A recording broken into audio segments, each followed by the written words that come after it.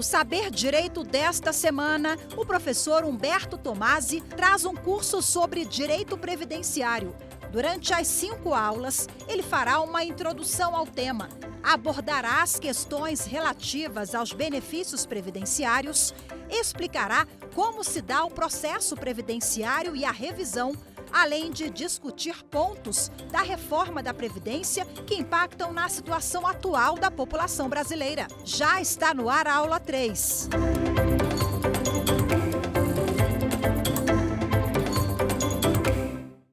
Olá, alunos, colegas e demais espectadores do programa Saber Direito aqui da TV Justiça. Eu sou o professor Humberto Tomasi, especialista em Direito Previdenciário, advogado militante em Curitiba há mais de 20 anos. Nestas 5 aulas programadas, eu vou trazer para vocês um panorama geral sobre vários aspectos da Previdência Social. Vamos falar de doutrina, de jurisprudência, de princípios, mas principalmente eu quero trazer um enfoque bastante prático para tudo que a gente vai conversar aqui, para que você possa, depois das aulas, aprofundar os seus estudos na área do direito previdenciário. Nesta terceira aula, nós vamos conversar sobre benefícios previdenciários. Vamos tratar aqui do auxílio doença, da pensão por morte, do auxílio acidente, do salário maternidade e do salário família. Vamos também falar um pouquinho sobre o auxílio reclusão. Sem mais delongas, já iniciando com o artigo 74 e seguintes da Lei 8.213 de 91, pensão por morte. É o benefício concedido, então, aos dependentes do segurado falecido. E quem são os dependentes do segurado falecido? Vamos começar por aí. Está lá no artigo 16 da mesma Lei 8.213 de 1991. E são 3 categorias elencadas nesse artigo. A primeira, o cônjuge, a companheira ou companheiro e o filho não emancipado de qualquer condição menor de 21 anos ou inválido, ou que tenha deficiência intelectual ou mental ou deficiência grave. Categoria 1, categoria 2, os pais, categoria 3, os irmãos, o irmão não emancipado de qualquer condição menor de 21 anos ou inválido, ou que tenha deficiência intelectual ou mental ou deficiência grave. Muito bem, dito isso, a gente precisa entender que a união estável também gera direito à condição de dependente do segurado à pensão por morte. Carência, uma confusão muito grande que está acontecendo atualmente no benefício de pensão por morte, é dizerem que o benefício de pensão por morte tem uma carência. Mas, na verdade, ele não tem carência. Isso está ali no artigo 26, inciso 1 da Lei 8.213. Independe de carência a concessão dos seguintes benefícios. Inciso 1, pensão por morte, salário família e auxílio acidente. Data de início do benefício. Quando começa o benefício de pensão por morte? Está lá do artigo 74, inciso 1, também da Lei 8.213 de 91. Do óbito, quando requerido em até 180 dias após o óbito para os filhos menores de 16 anos. E ser requeridos em até 90 dias para os demais dependentes. Vamos fazer uma reflexão aqui, vamos entender direito isso. O benefício, então, significa que pode ser concedido desde o óbito, se o dependente menor de 16 anos pleitear esse benefício em até 180 dias. Se passar de 180 dias, é da data do requerimento. Para os outros dependentes, elencados ali, naquela relação de dependentes que eu li, são 90 dias. Passados esses 90 dias, é desde a data do requerimento. Mas espera aí, o que tem de errado nisso? Os menores de 16 anos não são considerados absolutamente incapazes? E aqui você está colocando um prazo para que ele solicite o benefício, mas isso não vai contra ali o Código Civil, artigo 198, combinado com o artigo 3º, também do Código Civil? Vamos ver ali o que diz. Também não corre prescrição contra os incapazes de que trata o artigo 3º. E no artigo 3º está dizendo lá, são absolutamente incapazes de exercer pessoalmente os atos da vida civil os menores de 16 anos. Então, a lei previdenciária está trazendo, com uma alteração introduzida pela Lei 13.846 de 2019, está trazendo uma alteração que fere o direito civil, que diz que não corre prescrição contra o menor incapaz, ou contra os incapazes. É uma questão que precisa ser melhor analisada no Poder Judiciário e esperamos que, com base também nos princípios que trouxemos aqui na primeira aula, com base no status de direito fundamental da Previdência Social, isso seja revisto em breve. Cálculo da pensão por morte. Como esse benefício era calculado antes da Emenda Constitucional 103, de 13 de novembro de 2019. Se o segurado que faleceu estivesse recebendo uma aposentadoria, a pensão por morte era de 100% do valor dessa aposentadoria. Se não estivesse recebendo um benefício, uma aposentadoria, a pensão por morte seria calculada com base na aposentadoria por invalidez que esse segurado teria direito. E qual era a forma de cálculo da aposentadoria por invalidez antes da emenda 103? 100% da média das 80% maiores contribuições desde julho de 1994. 100% da média. Esse era o valor. E agora? Como é que ficou depois da emenda 103 de 2019? Vocês vão se surpreender. A aposentadoria por invalidez já teve, como a gente viu, um decréscimo enorme. Lembram daqueles 60% da média de todas as contribuições de julho de 94 até a data de entrada do requerimento, até a data de início do benefício? Lembram disso? Pois bem, a pensão por morte, ela é concedida com uma cota familiar de 50%, mais 10% para cada dependente, limitada a 100%. Pelo menos um dependente tem que ter para conceder o benefício, então 60%, larga de 60%. A forma, a sistemática para a concessão dessa pensão por morte é a mesma do regramento anterior. Ou seja, se o segurado estava recebendo um benefício, é aquele benefício que serve de base, aquela aposentadoria que serve de base. Só que aí, então, a pensão vai ser concedida em 50% daquele valor, mais 10% para cada dependente. E se não estava recebendo uma aposentadoria, será calculado como se o segurado estivesse aposentado por invalidez, lembra da redução lá de 40%? Para daí, então, fazer o cálculo da pensão, 50% mais 10% para cada dependente. Eu já vou mostrar na prática o que isso reflete, o que isso vai gerar. Tempo de duração do benefício. O tempo de duração desse benefício era, até pouco tempo atrás, vitalício, para o cônjuge ou companheiro, para os filhos, até os 21 anos, como a gente leu ali no artigo 16 da 8.213. Agora, existe uma diferença. Se o segurado tiver pago menos de 18 contribuições mensais, ou se o segurado tiver menos de 2 anos de casamento ou união estável com o dependente, este benefício terá duração de só 4 meses. Só 4 meses. E aí é a confusão com a carência que eu citei há pouco tempo. Não existe carência para o benefício de pensão por morte. Mas se você tiver menos de 18 contribuições, ou se o teu casamento ou união estável tiver menos de 2 anos, o dependente só recebe por 4 meses.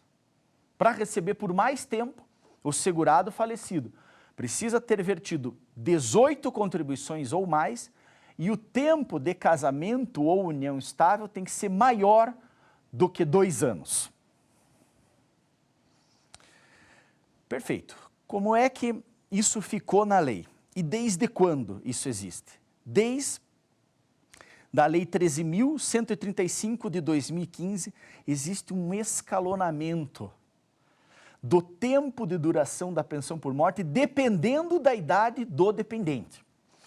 Vamos ver aqui. Isso se encontra ali no artigo 77, a linha C da Lei 8.213 de 91. O benefício de pensão por morte vai durar 3 anos, se o dependente tiver menos de 21 anos. Não estamos falando do filho, nem da pessoa inválida, estamos falando do cônjuge companheiro. 6 anos, se tiver entre 21 e 26 anos. 10 anos entre 27 e 29. 15 anos entre 30 e 40 anos de idade. 20 anos, se tiver entre 41 e 43. E só será vitalícia se o dependente tiver mais de 44 anos. Atenção, essa idade já mudou. Por quê? Porque existe ali uma determinação nesse próprio artigo 77, para que conforme o IBGE verifique o aumento da expectativa de vida do brasileiro, essa tabela seja progressivamente atualizada. Pois bem, é o que temos hoje. Portaria Ministerial 424 de 29 de dezembro de 2020, aumentou as idades. 3 anos de duração do benefício, se o segurado tiver menos de 22 anos. E vitalícia somente após os 45 anos de idade. Então presta atenção. Se você pegar a Lei 8.213 de 91, você vai achar no artigo 77 essa tabela. Já está desatualizada. Você precisa ir lá e verificar essa portaria do Ministério da Economia 424 de 29 de dezembro de 2020.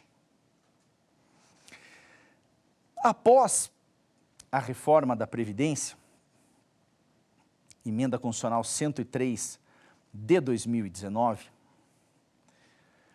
o benefício será vitalício apenas para o portador de deficiência ou para o inválido. Caso contrário, terá esse prazo definido que eu acabei de citar.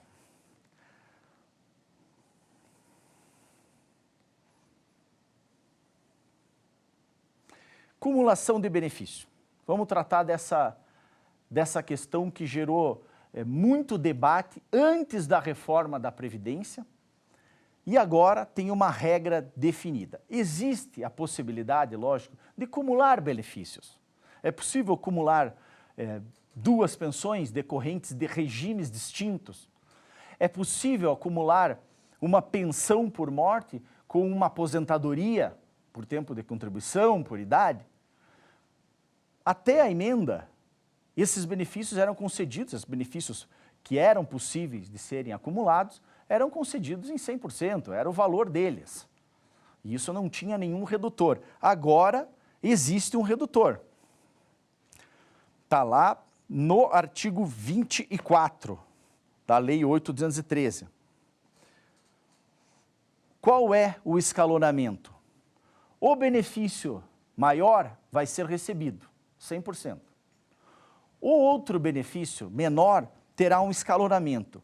Se recebe 60% do valor que exceder um salário mínimo até o limite de 2. 40% do valor que exceder 2 salários mínimos até o limite de 3.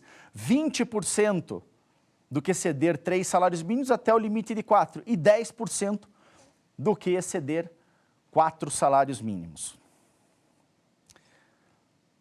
Principais questões judiciais. Muitas são as questões envolvendo a pensão por morte. A possibilidade de concessão do benefício a ex-cônjuges, desde que comprovada a dependência econômica. E essa dependência econômica do ex-cônjuge, é bom que vocês saibam disso, não precisa estar estipulada por um juiz de família, numa separação judicial. É possível comprovar essa dependência econômica mesmo sem a estipulação de pensão alimentícia. E ela nunca prescreve. Se for preciso receber o benefício de pensão alimentícia ou pensão por morte passados muitos anos da separação, mas ainda com dependência econômica do segurado que acabou de falecer, é possível pleitear esse benefício. Para os dependentes inválidos, tem uma questão prática aqui que eu quero trazer para vocês. O dependente inválido, portador de deficiência ou inválido, ele recebe de forma vitalícia. E a dependência econômica, segundo o parágrafo 4º, ali do mesmo artigo 16, ela é presumida. Ocorre que a jurisprudência tem definido uma forma diferente de avaliar isso. Se a invalidez ocorreu até os 21 anos de idade, a dependência econômica será presumida. Se essa incapacidade sobreveio após os 21 anos de idade, principalmente após o início de contribuições previdenciárias, de um trabalho do dependente, a dependência econômica terá que ser provada. Dependência econômica é um outro requisito, um outro conceito, que o importante a respeito dela, nesse momento, é saber que ela não precisa ser exclusiva. Não é uma dependência 100% do falecido, do dinheiro recebido, dos recursos recebidos pelo falecido. Não. Essa dependência pode ser complementar. A redução do padrão de vida sem os recursos do falecido é que gera essa caracterização da dependência econômica. Tem uma questão, voltando a falar sobre o valor do benefício, que eu quero muito apresentar para vocês. Se um segurado, imagine que venha pagando por R$5.000, R$5.000 era a média das contribuições dele. Ele não estava aposentado e vem a falecer. Qual o valor da pensão por morte? Rápido, o que vocês acham? Qual é o valor da pensão por morte? Vamos rever como é que ficou a situação hoje. Primeiro, não estava recebendo o benefício. Pensão por morte será calculada como se o segurado estivesse aposentado por invalidez. Se estivesse aposentado por invalidez, essa média de R$5.000, tendo menos de 20 anos de contribuição, passaria a ser de R$3.000, ele perde 40%. Lembram disso? Muito bem, desses R$3.000, a gente aplica a forma de cálculo da pensão por morte. 50% mais 10% para cada dependente. Se tiver um dependente, R$1.800 é o valor que vai ficar essa pensão por morte. Tá certo isso?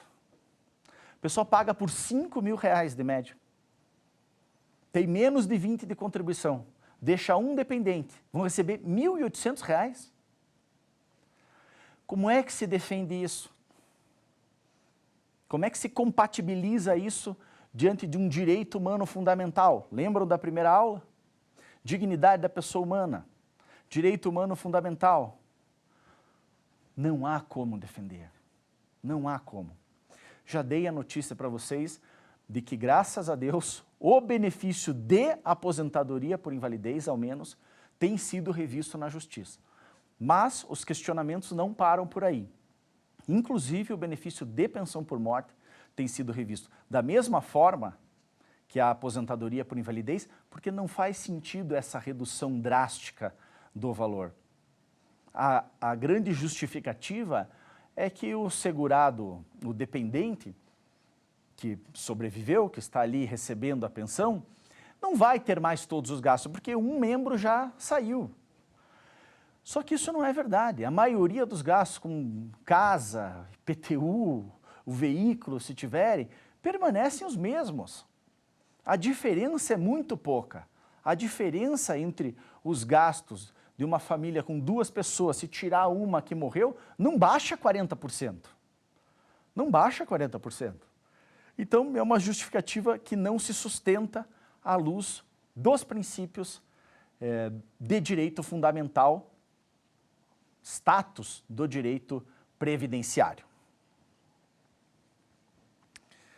Visto o benefício de pensão por morte, vamos tratar do benefício de auxílio-doença. Nesse aspecto, eu quero trazer para vocês essa obra que foi produzida pela Alteridade, em conjunto com a SMAF do Paraná, Escola da Magistratura Federal do Paraná, no curso de pós-graduação em Direito Previdenciário. Eu tenho um artigo escrito aqui sobre auxílio-doença. Tenho aqui um artigo que diz assim: benefício por incapacidade, benefícios por incapacidade, novas perspectivas para uma atuação judicial mais eficiente frente à necessidade de celeridade da prestação jurisdicional. Esta obra aqui.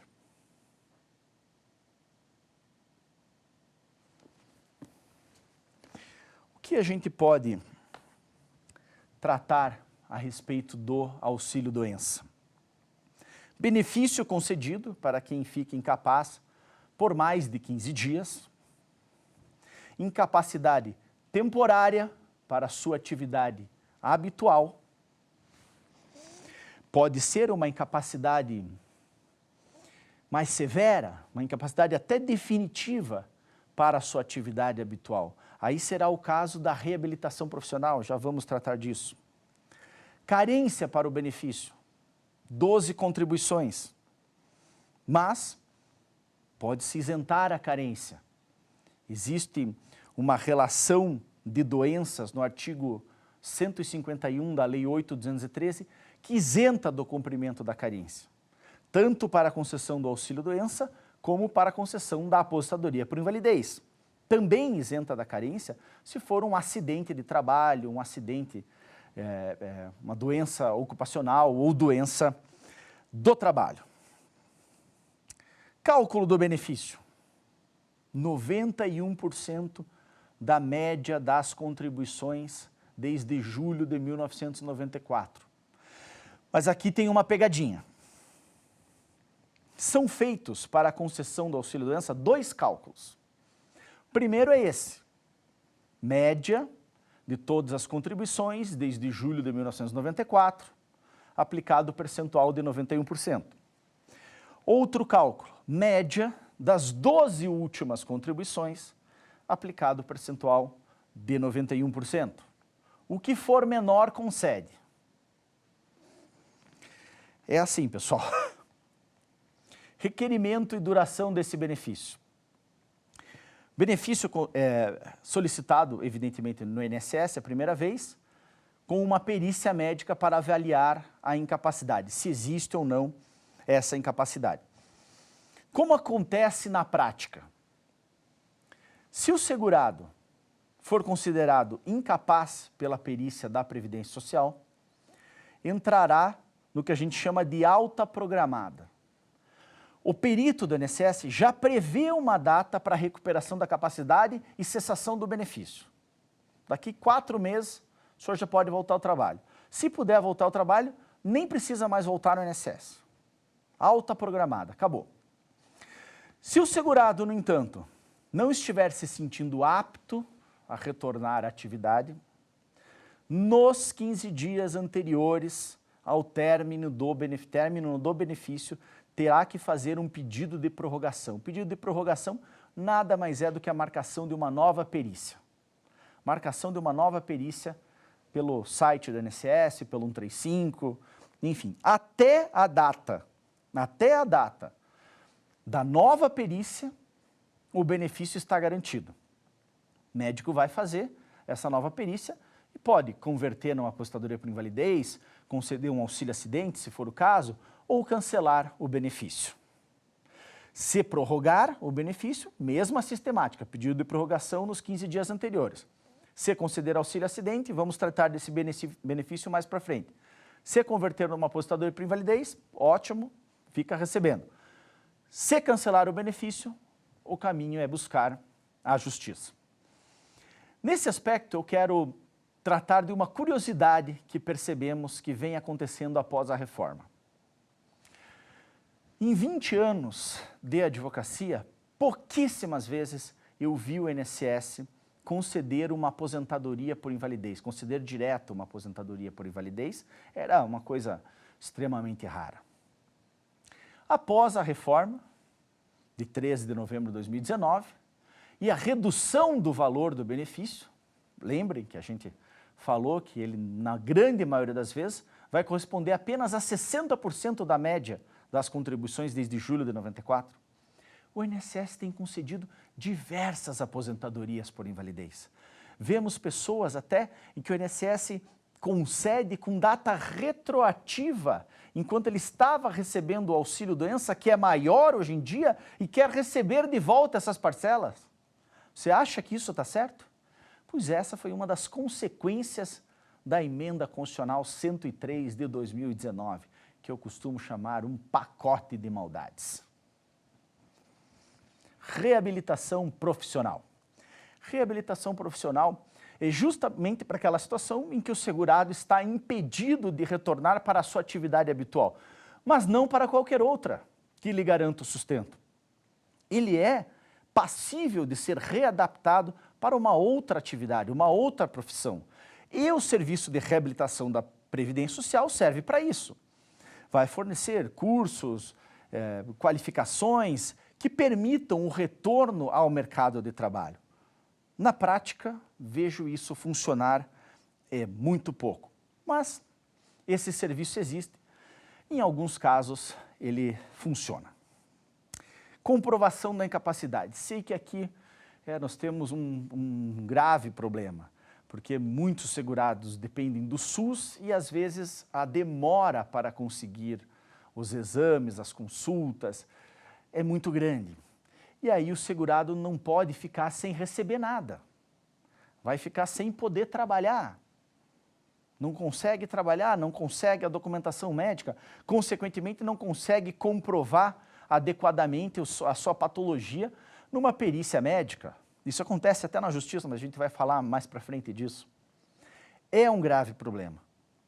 Então, se eu posso deixar uma dica para quem precisa buscar esses benefícios, cuide dos documentos médicos.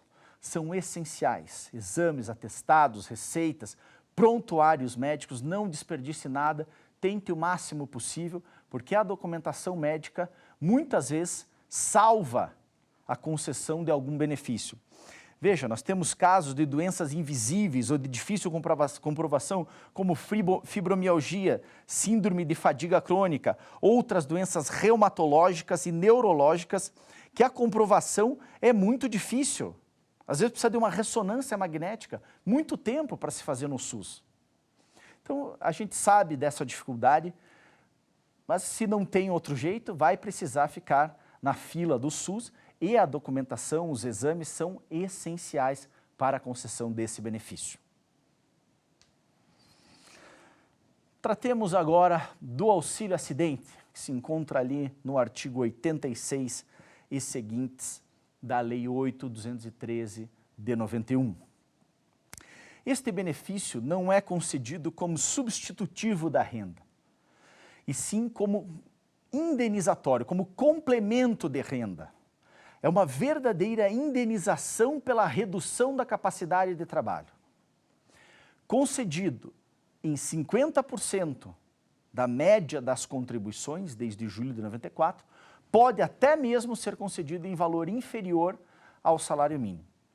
É uma das únicas exceções, justamente porque ele não é um benefício substitutivo de renda. Lembram lá da irredutibilidade do valor dos benefícios? Pois é, não é o caso aqui de receber pelo menos o salário mínimo, porque não é um benefício substitutivo da renda. Ele é concedido quando, após a consolidação das lesões decorrentes de acidente de qualquer natureza, o segurado fica com uma perda da sua força laboral, exigindo um esforço maior para aquela atividade, ou sem poder exercer a atividade habitual, com sequelas que reduziram, impediram ele de voltar para a mesma atividade. Pode até exercer a mesma, mas com um esforço muito maior. Reduziram a capacidade de trabalho. Esse é o requisito específico.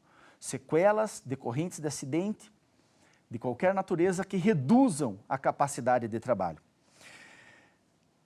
Uma questão bastante interessante a respeito desse benefício é que ele hoje em dia só não é concedido ao contribuinte individual.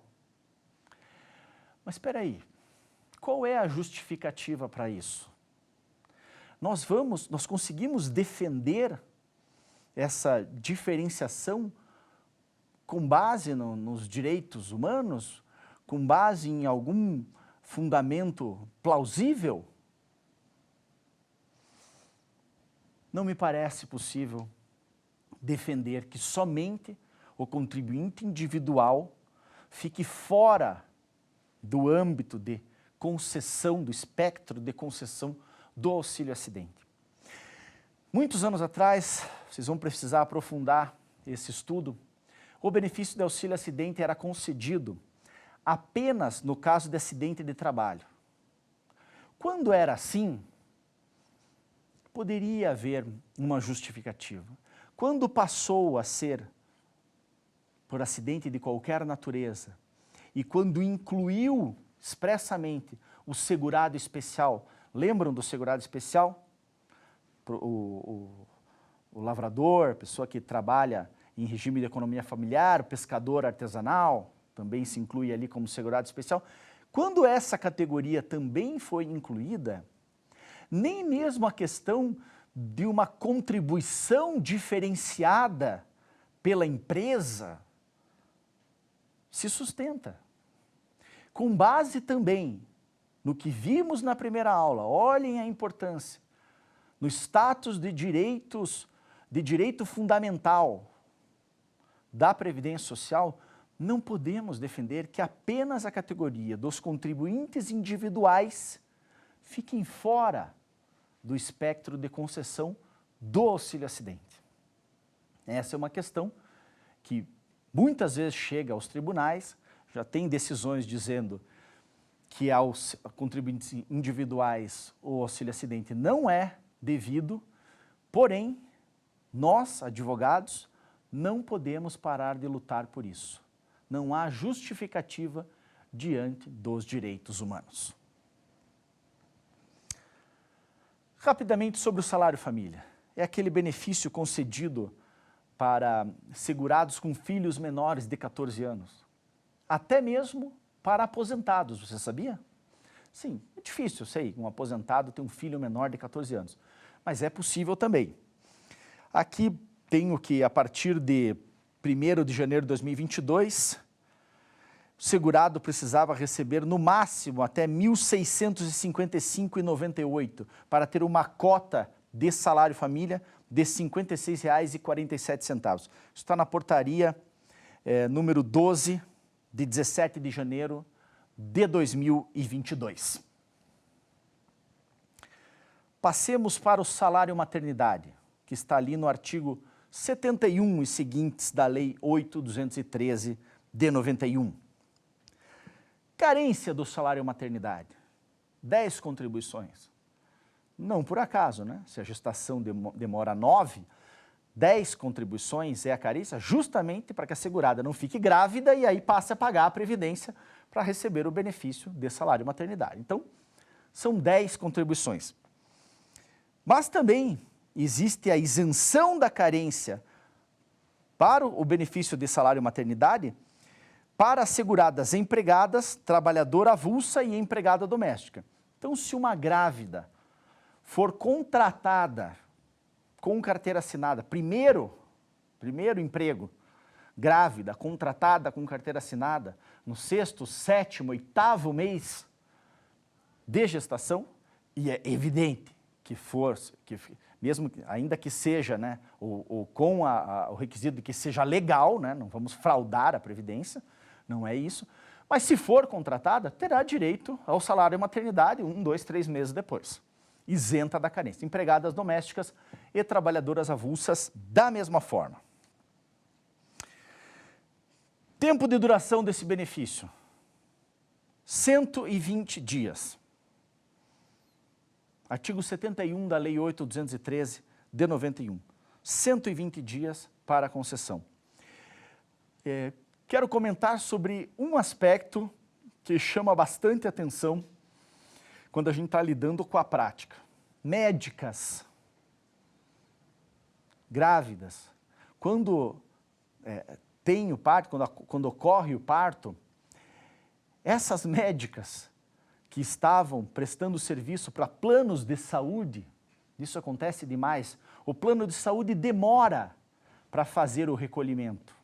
E elas têm muito problema com isso, porque logo após o parto, um mês, às vezes na semana do parto, 1 mês, 2 meses depois, continua caindo contribuições, como se ela estivesse trabalhando, e o INSS corta o benefício, ou nem concede. Uma situação bastante corriqueira que acontece muito com as seguradas gestantes médicas. Auxílio reclusão, pessoal. Do auxílio reclusão, eu quero falar para vocês que está lá no artigo 80 e seguintes da Lei 8.213 de 91, eu quero apenas trazer a informação de que este benefício não é concedido aos presos. É concedido nos mesmos moldes ali da pensão por morte para os dependentes do segurado recluso. Se fugir, corta o benefício. Tem que estar recluso, tem que estar preso. Se for segurado da Previdência Social, tiver 24 meses de carência, de contribuição, 24 contribuições, está ali no artigo 25, inciso 4 da Lei 8.213, e for de baixa renda, aquela mesma renda lá do salário família que a gente comentou, aí sim, os dependentes terão direito ao auxílio reclusão. Benefício concedido aos dependentes. Então, se você está assistindo essa aula, por favor, não fale mais que o auxílio reclusão é concedido aos presos, que o governo dá um benefício ainda se o indivíduo é preso. Mentira, não é assim. É aos dependentes do segurado recluso. E é segurado, tem que ser contribuinte do INSS, do Regime Geral de Previdência Social. Então, se você está assistindo essa aula, não cometam mais este equívoco. Quanto ao salário maternidade, quero trazer aqui uma situação que soubemos que aconteceu há anos atrás, com uma segurada que, em estado de depressão pós-parto, estava recebendo o salário maternidade. E o marido tinha que continuar trabalhando. Não podia ficar em casa. Essa pessoa acabou se suicidando. Uma história terrível, mas que traz qual reflexão? Será que esse benefício não poderia ter sido concedido ao marido, ao homem, e a ela um auxílio-doença? Vocês sabem que o homem também pode receber o salário maternidade. Se adotar, pode receber o benefício de salário maternidade. O caso era muito grave e essa segurada não podia ter recebido o salário maternidade, mas poderia ter recebido um benefício por incapacidade. E o seu companheiro, o seu marido, sim, podia ter recebido o salário maternidade, que não é concedido a ambos os pais, mas a um deles que faz o papel de cuidador nesses primeiros meses de vida da criança.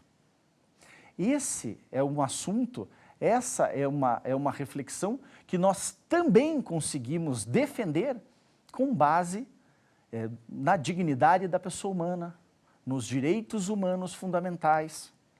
Por isso a importância, por isso todas as aulas eu venho reforçando esse estudo dos princípios no direito previdenciário, dos princípios da Seguridade Social, o status de direito humano fundamental do direito previdenciário não pode ser relegado a um segundo plano, não pode ser deixado de lado. O estudo da dignidade da pessoa humana, dos direitos humanos fundamentais, é essencial para o deslinde desses casos práticos. Se você estudar princípios, se você estudar direitos humanos, souber como aplicar, souber como defender, uma situação dessas pode ser evitada, uma vida pode ser salva. Mas para isso, você precisa ter segurança nos princípios, precisa ter segurança no status de direito humano fundamental da Previdência Social, que não pode simplesmente virar letra morta. E parece que é o que acontece no dia a dia, parece que é o que acontece na atuação judicial muitas vezes, que em virtude da celeridade, da necessidade de acabar com os processos, de tocar esses processos, relega a um segundo plano esse status de direito fundamental do direito previdenciário. Não é possível aceitar reformas da Previdência, decisões judiciais e administrativas que venham ferir o direito fundamental, que sejam contra essa proteção máxima garantida pelos direitos humanos fundamentais. Essa é uma questão de suma importância e em todas as aulas nós temos reforçado isso com exemplos práticos. Você consegue resolver questões práticas, questões do dia a dia, casos concretos, utilizando os direitos fundamentais, o status de direito fundamental da Previdência Social. Preste muita atenção nisso, estude profundamente esse tema, porque resolve. A falta de uma proteção eficiente aos riscos sociais elegidos pelo legislador, como velhice, invalidez, morte, incapacidade para o trabalho, a falta de uma proteção eficiente para esses direitos gera esse tipo de problema, gera esse tipo de consequência, às vezes com a perda de uma vida. Vamos para o nosso quiz?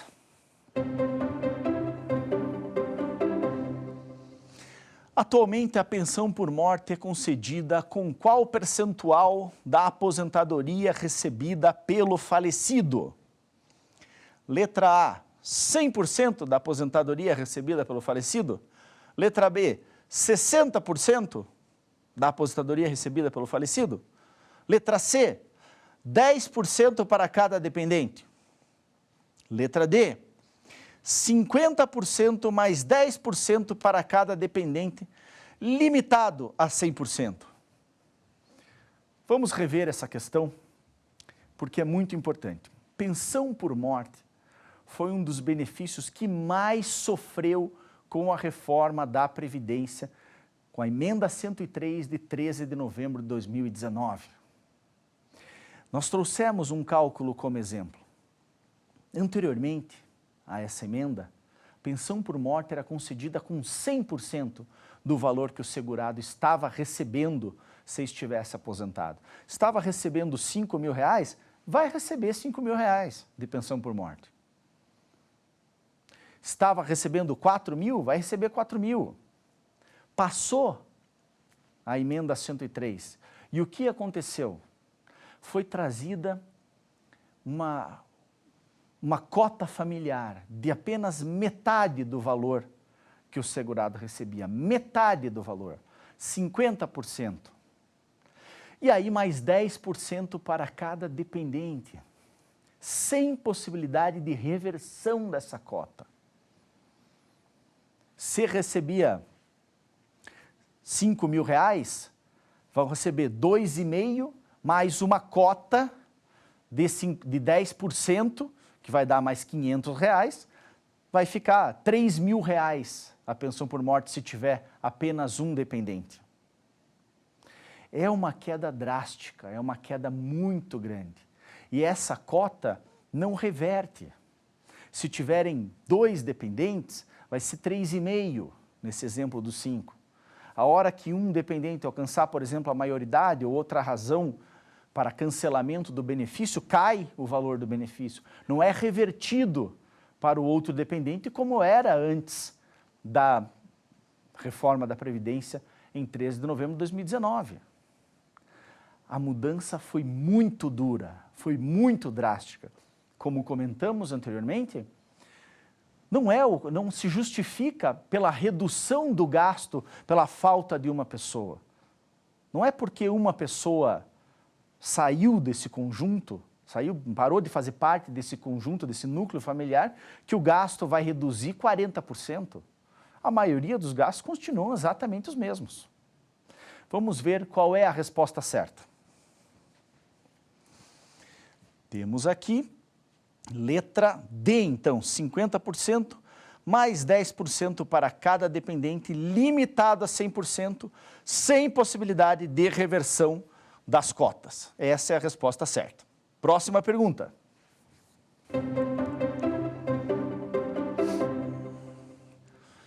Qual o benefício da Previdência Social tem caráter indenizatório e não substitutivo da renda do segurado? Qual o benefício da Previdência Social tem caráter indenizatório e não substitutivo da renda? Letra A, será que é o salário maternidade? Letra B, será que é a aposentadoria por idade? Letra C, pode ser a aposentadoria por invalidez? Ou letra D, o auxílio acidente? Vamos rever isso.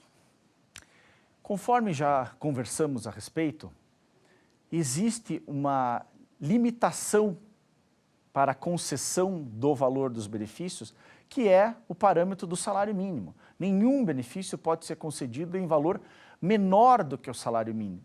Por quê? Porque o salário mínimo, teoricamente, é o que deveria garantir um mínimo existencial. Lembram daquela conversa do mínimo existencial?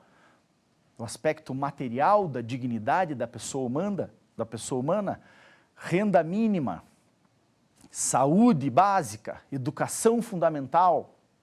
Pois bem, é nesse aspecto que os benefícios da Previdência têm essa limitação. Nenhum benefício será concedido em valor menor do que o salário mínimo. Porque se o indivíduo não consegue aqui trabalhar em virtude da maternidade, precisa cuidar naqueles primeiros meses do filho, em virtude de uma idade avançada, então aposentadoria por idade, não consegue mais trabalhar na maioria das vezes, a aposentadoria por invalidez, está impossibilitado de trabalhar, está definitivamente incapacitado de voltar ao trabalho. Quanto esses segurados precisam receber? Pelo menos o salário mínimo. Teoricamente, o mínimo existencial. Agora, e o auxílio acidente? Será que ele precisa ser de um salário mínimo também? Não, porque é essa a resposta. O auxílio acidente, ele é um benefício indenizatório. É uma indenização pela redução da capacidade de trabalho. Concedido, então, vamos lembrar do requisito específico, quando existem sequelas que reduzem a capacidade de trabalho daquele segurado, daquele indivíduo. Sofreu um acidente de qualquer natureza. Esse acidente gerou sequelas que reduzem a capacidade de trabalho?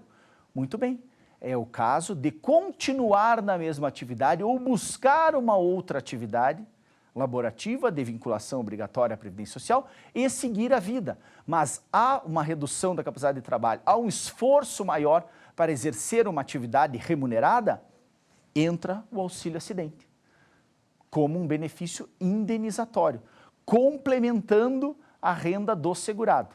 E vai até gerar um aumento na aposentadoria futuramente. Vamos ver a resposta? Está lá, auxílio-acidente, como dito, o benefício que tem caráter indenizatório na Previdência Social. Próxima pergunta, próximo quiz.